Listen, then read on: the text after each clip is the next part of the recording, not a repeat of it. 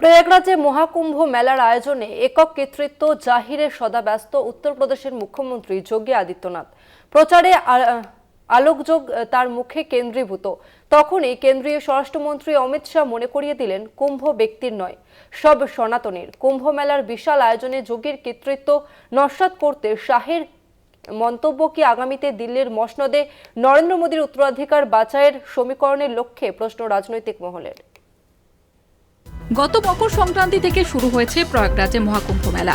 144 বছর পর হওয়া এই মহাকুম্ভে 1.5 মাসব্যাপী 5 দফায় স্নানের মধ্য দিয়ে তা শেষ হবে।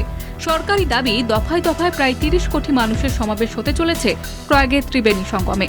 বিশ্বের এই বৃহত্তম জনসমাগমকে কেন্দ্র করে নিরাপত্তা ও পুণ্যার্থীদের সুরক্ষার যাবতীয় বন্দোবস্ত একার হাতে পরিচালনার দায়িত্ব নিয়েছেন মুখ্যমন্ত্রী যোগী আদিত্যনাথ। স্বভাবতই জাতীয় তো বটেই, আন্তর্জাতিক স্তরে তাকে ঘিরে প্রচারের আলো। দেশের প্রধানমন্ত্রী নরেন্দ্র মোদীকেও ছাপিয়ে গিয়েছেন যোগী। গত বুধবার যোগী তার মন্ত্রিসভার বিশেষ বৈঠক করেন মেলা প্রাঙ্গণে।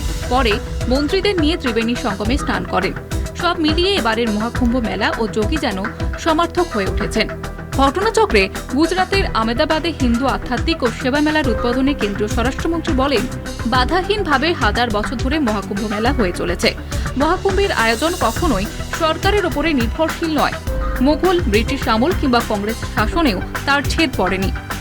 রাজনৈতিক পর্যবেক্ষক মহলের ব্যাখ্যা, কুম্ভ মেলার সফল আয়োজন কোনো ব্যক্তিবিশেষের কৃতিত্বের বিষয় নয়। প্রকাশ্যে কথা বলে কার্যত যোগীকেই বার্তা দিয়েছেন মোদী ক্যাবিনেটের second in command Amit Shah. অর্থাৎ কুম্ভের আয়োজন নিয়ে যোগীর ভূমিকাকে লঘু করার চেষ্টা প্রকট হয়ে পড়েছে বলে সংশ্লিষ্ট মহলের ধারণা। কলকাতা টিভি।